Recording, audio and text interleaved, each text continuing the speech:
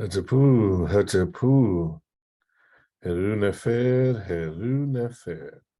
Trust that all is going well with you this morning. We're coming to you from our remote location to get in some of our session. We'll get started with our adumbration and get it moving. So as I stated earlier, we're in our remote location, broadcasting to you live. Hopefully you'll have an opportunity to see us today live with us, or if you're coming in later, hit the like and subscribe buttons down there, and hit the bell so you can be advised of our latest videos as we upload them. We hope that you're enjoying the practice with us. So what we're going to do today is we're going to get into some Asar stance after our Shaashaa. Then we're going to get into an abbreviated Qigong today. And that's because we're going to spend some time working on the form. We have this session and the next session to get us fully to the stirring the cauldron into single whip. And that's what we're going to do in preparation for the solstice. Hopefully everyone is on and really moving through the fast, the community fast for this season. Hopefully everything's going well and you're well towards your goals. You're journaling every day and you have it within your system. So with that being said, let's get moving.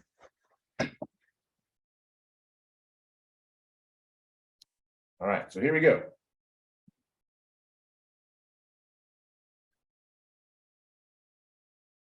Feet parallel, shoulders width. We're going to bow in. To all the masters that have gone before us, we bow. Teacher to student, student, teacher. All right, we're going to get in that Wu Chi position. Bring the hands into pyramid hands. And we're going to shift that weight and step left. Balance the weight out.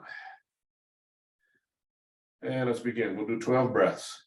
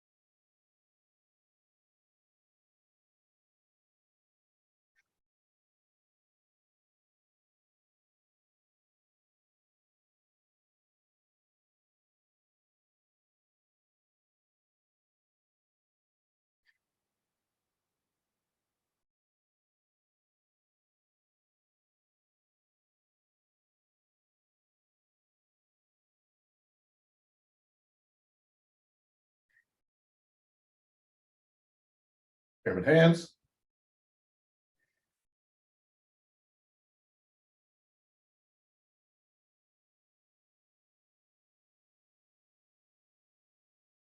Drop that right hand and left into the chest.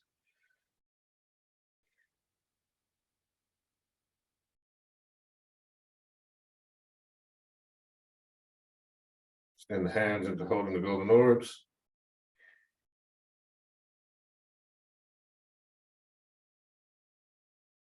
Rotate the hands into oneness.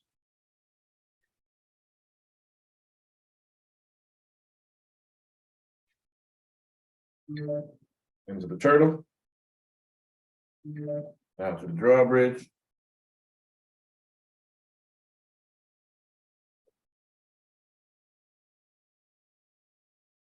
Point the hand between the legs.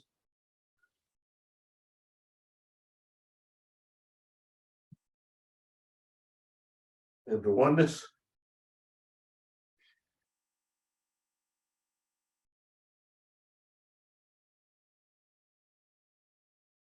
Grab it through the chute.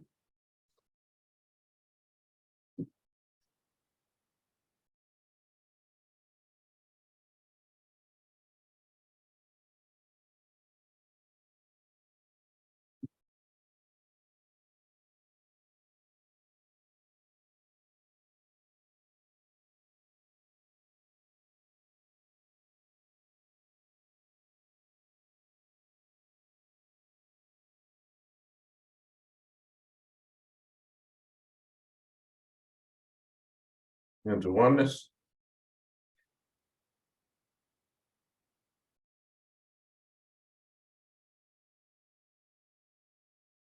Right on top of left, palms up, thumbs touching, arms and hands not touching the body.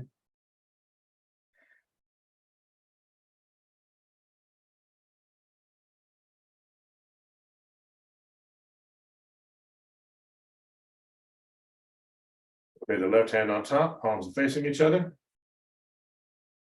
You see a ball of golden white light like the sun in between the palms of the hands.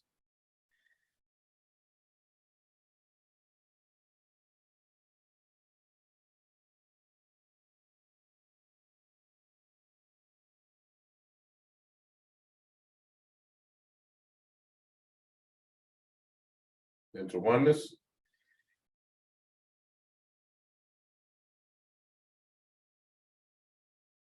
Into the turtle. Out to the drawbridge.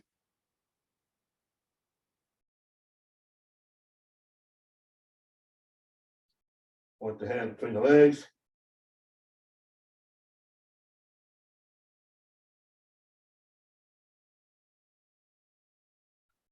Into oneness.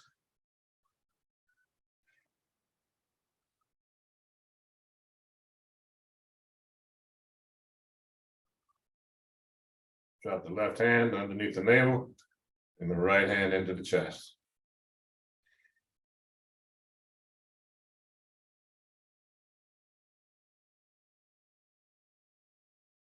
Into pyramid hands.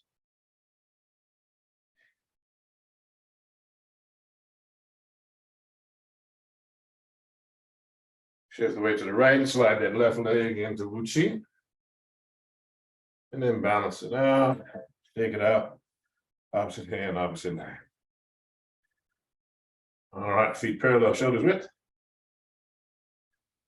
Into the KhASA position. 2 breaths.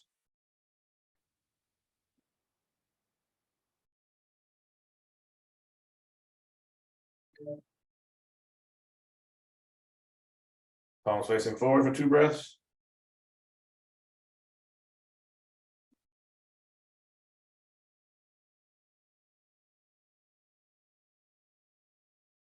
Shifting the weight, pivot, stepping forward into the do-out position. 4 breaths.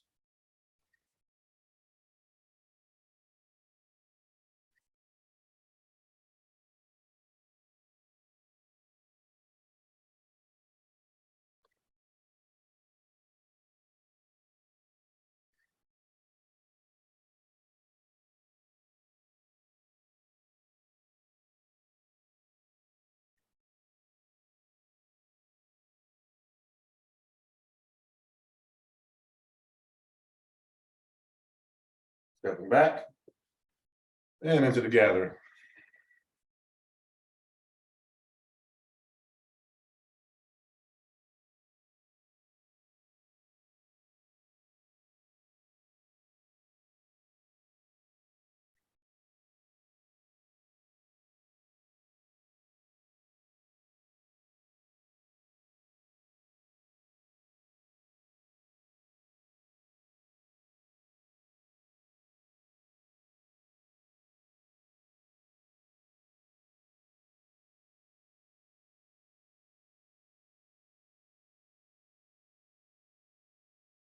All right, shake it out, opposite hand, opposite leg.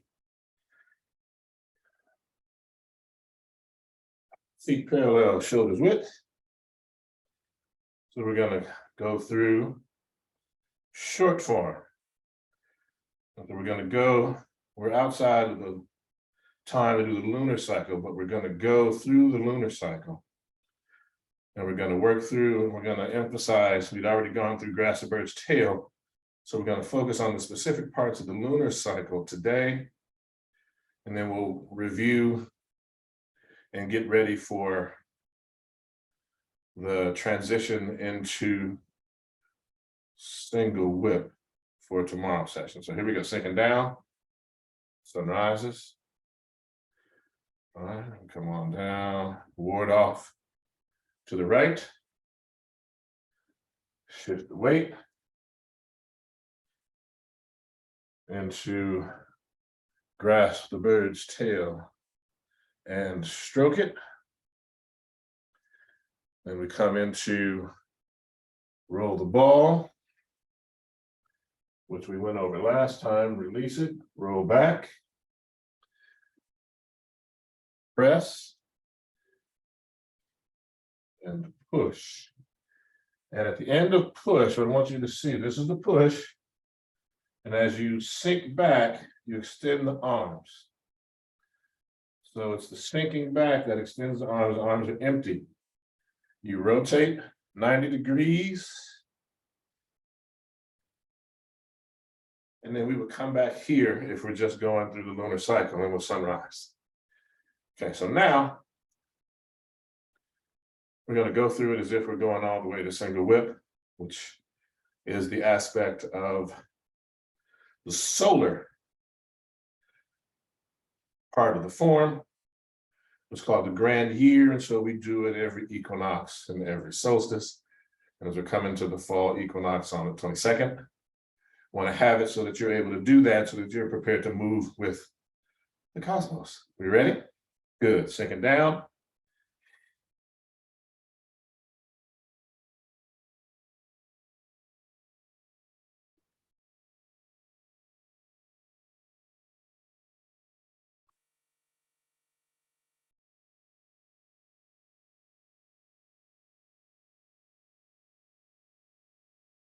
All right, here we go. Do the lunar cycle. And the hands come up here. That shoulder's height. So when they come around here. You're going to shift the weight. Come around. Here is your cauldron, and this hand is in here. It doesn't come into the chest, but it's stirring the cauldron. Okay? And this hand comes up. We come around. And we're here at single whip. So what happens is as you come around, is you're going to stir that cauldron. And then this hand comes around, grabs this hand is holding the whip handle. And you have the chi ball in the hand. This hand comes under and around, and as you shift, you extend the whip out, and it's here. If necessary, it could be a strike. So it's here. All right. We'll try that again and break it down. The most important thing, sinking down, I like to do it in the full motion. So that way your body will start to remember. And that's what we want to be able to do. So get into a place where the body remembers. And so then you just have to listen to your body. One of the greatest challenges of living in these settler colonial systems, being able to listen to the body. Here, pivot. See how we stir the cauldron here? Come up, single whip. So remember, this hand is here, but as you shift the weight, your body turns, so you're not necessarily extending this arm. As you turn, the body shifts the weight and turns away from the arm. That's what gives it this space, okay? So now we're gonna come back to push. Just want you to see we're coming here and here and come around. All right, good. Now we're going to try it one more time.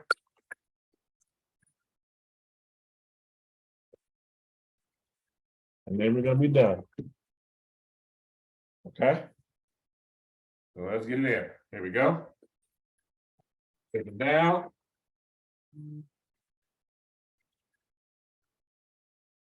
Sunrise is over the mountain and sunsets.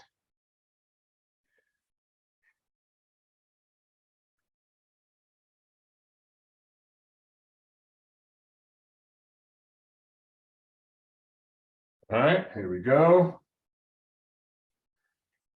And remember, stir the cauldron. Come on around in a single whip. All right, shake it out. I'm gonna grab a seat real quick.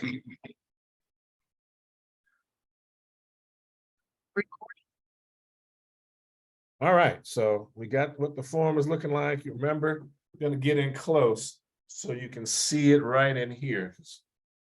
As you're here and you finish that push, says shoulders height. You gotta come around, drops and holds the cauldron. This hand comes here, it stays here, comes around. So this hand comes around and it's here. Okay, we come around, this hand comes up, it continues. You see we turn away from the body and it ends up here. So we're here. Single whip. All right. Now that's important that you practice, particularly this transition. We've gone over the feet before. And again, this is heading into, year 2 of our COVID remote sessions. So what I'll do is in the comments below, once this gets uploaded to our YouTube channel, is I'll actually put in the ones you can actually see the feet on the part where we actually go through the short form and looking at these particular transitions. This is a challenging transition for newbies. This is an intermediate place right now. Most of y'all have been with us through most of this time. So hopefully you got your footwork together. And the footwork is hugely important. Okay, if the feet aren't right, then we're just moving around dancing. We want to be able to use this for its longevity and its healing. Okay, so we're to our part where we get to the wisdom from the sages of the ages, travel edition. So the book I'm using today is called Awakening Asar by Norman D. Ellis. It's a interpretation of the Book of Coming Forth by Day. Here we go. Oh, this is wonderful. So this is called In the Talons of the Hawk. This is the ending section. I'm just going to read a paragraph here. Okay, so here we go. So it goes here and it says, in my hand, I took the sword I was given, and I learned to use it. I severed the heads of the children of darkness and felt no pity for the fallen. I brought suffering and pain, but wicked ones grieved and were changed. Blood ran through the fields. Wheat grew waist high. Green was the color of grace. Those who saw light and remained unchanged fell to the earth and became asses, into the water and became fish. Their names shine in heaven no longer. Though they see Kemet's people pass through the house of heaven and walk earth's fields again, though they watch boats sail on waters and lotus float beneath the stars, though they pray, their prayers are unanswered. Neither born again nor dying, they remain in silence, unchanged, without soul or form, less than the air between us they are. Nothing. Therefore, when I saw the darkness in myself, I cut it from me and I wept, for the pain was unbearable. Blind and mourning, I stumbled into the desert, scooping up the blue virtue of sky and setting it in my heart. Then my heart flew out and circled above like a hawk. It joined 1,000 birds circling, serpents writhing in their talons, and I wept. For without love or loss or pain, I would not have known this happiness. We got one here, it's called Moon Magic. All right, so we're going here, and this is a daily moon phase check-in. And so what you want to do when you're working with the moon, and many of us do, we just have our lunar cycle. So you check the moon phase daily. A quick look at your moon phase, website or on your trusty calendar can set the pace for how your day might transpire. Before you leave home, think about how the phase of the moon could affect your to-do list. For example, if the moon is waning and you have a choice to sign an agreement, I would wait a while till the moon is waxing and almost full, a phase that promotes a fair deal for all parties. By now, you know the moon has certain energies that can help you bring things into or send things out of your life. This section will talk about some very specific examples of how and when to use the moon's energy. You can make this part of your regular routine and mark your calendar to remind you to tune into the moon prior to these events. And that's part of the reason why we do the form, because it clues us in to where we are and how this microcosm is connected to the macrocosm. Hugely important as we move through the world and gain a deeper understanding of what's happening around us.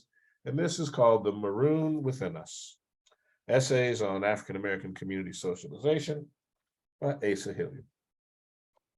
And this is just a really brief, quick one. So it says, if educators and policymakers are to make substantive changes in the undemocratic educational system, such changes must be based upon clear and specific conceptual analyses.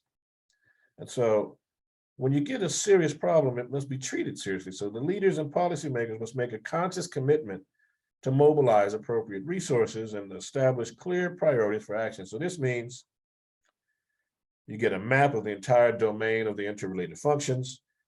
Leadership is exercised to provide vision, inspiration, and support. Goals, timelines, and specific outcome criteria are established. Specific responsibilities are assigned to meet all contingencies, and the means are established for holding school executives accountable. All right. Nice, quick, direct. This is our Wisdom from the Sages of the Ages travel edition. Grateful that you were able to spend time with us today. We'll get in and we'll bow out. So we say, to all the masters that have gone before us, we bow. Teacher to student, students to teacher. Ashe. Homage to the ancestors. Respect to the eternal witnesses of the earth and sky. Bid you Hetep, Heru Nefer, good day, peace to you. Life, health, and strength, Uncle Jasanel. Amen Re Nesut Neche, Ratten Re Neb, and Hetepu. Peace.